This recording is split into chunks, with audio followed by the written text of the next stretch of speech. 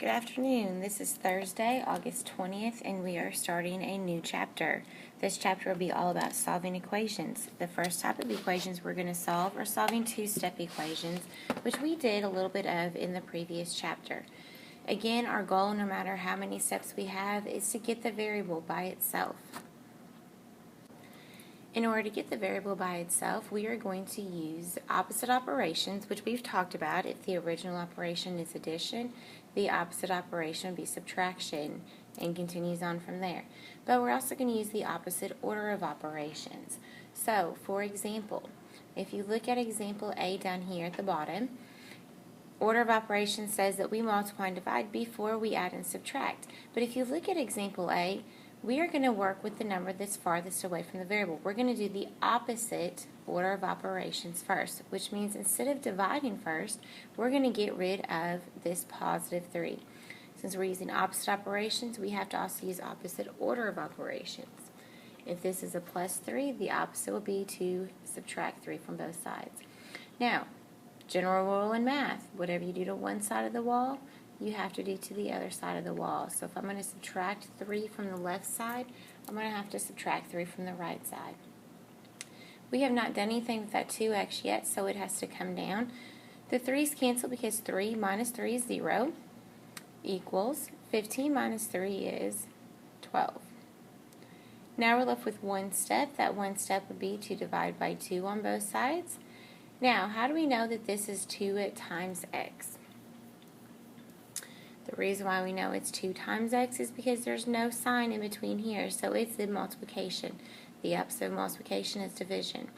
Now, these 2's cancel out because 2 divided by 2 is 1.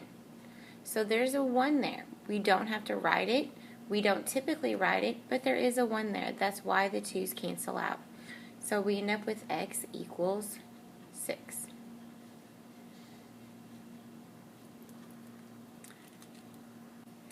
Alright, if we look at example B, here's your equal sign. I like to draw a wall through because it's a visual representation that reminds me whatever I do on the left side of the wall, I'm going to have to do on the right side of the wall. So looking up here at example B, we see that we have a 7 and an 8. We don't care about that negative 1 because that negative 1 is not on the same side as our variable, so we can pretty well ignore it for now. We don't have to worry about getting rid of it. We just have to worry about getting rid of the 7 and the 8 because those are the two numbers that are on the same side as the equal sign. So opposite operations, we're going to get rid of this 7 first. Now, this 7 is positive. The opposite of a positive is a negative. So we're going to subtract 7 from both sides. Now we have negative 1 minus 7 will give us negative 8. 7's cancel. Bring down the 8x. Divide both sides by 8. Here we have a negative number divided by a positive number, which will end up giving us a negative answer. And 8 divided by 8 is 1. So the answer for example B is negative 1. Okay, if you look at example C on the next page, we have a typical one. I want you guys to pause the show and try this one on your own.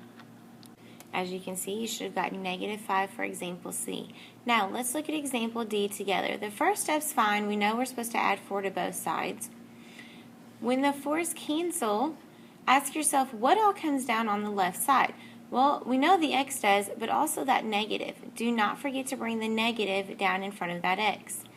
Equals 13. Now, this is not our final answer because remember, we have that sneaky little 1 that's right in here. Negative 1x is not the same as positive 1x, so to get rid of that negative 1, we have to divide both sides. So x actually equals negative 13. So make sure you don't stop at negative x because negative x and positive x are different things. Alright, let's look at example E. First step is fine. We're going to subtract 5 from both sides. That'll leave 1/2 a.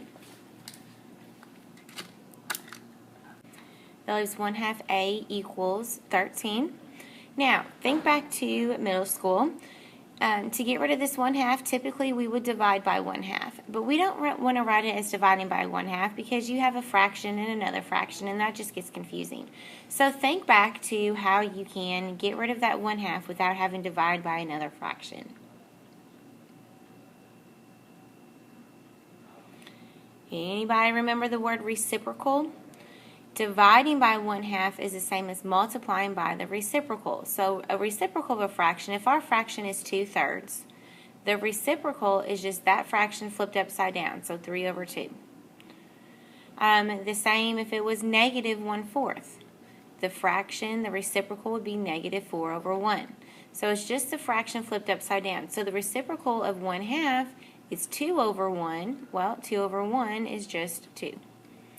So that cancels for the same reason the other one does. 2 divided by 2 is 1, which leaves A equal to 26. Okay, let's look at example F. Again, we're going to start off by adding 3 to both sides. 5 plus 3 is 8 equals T divided by 2. Now, this is a division problem. You have your division bar right here. The opposite of division is multiplication, so we're going to multiply both sides by 2. 2 times 8 is 16 equals, your 2's cancel again, your T. Now, pause the video for a second and ask yourself, how are G and H different than F? If you look at G and H, they have a problem on top of the numerator, whereas in F, there was just a variable. Remember whenever we first started talking about order of operations, we talked about grouping symbols and how the fraction bar is a grouping symbol. This fraction bar is grouping together that x minus 7. You cannot separate those until you get rid of the division bar.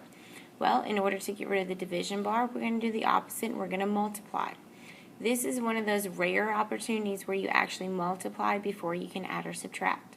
So our 3's cancel, which leaves x minus 7 equals -12 times 3 is -36. And then we can simply add the 7. But the point of this question is to get you used to seeing questions like F and questions like G and know the difference. When do we multiply first and when can we add or subtract first? So pause the video and I want you to do example H on your own.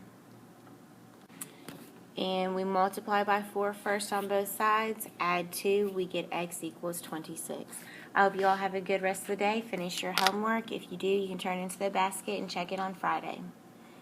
If you have any questions, send me a remind text or email me.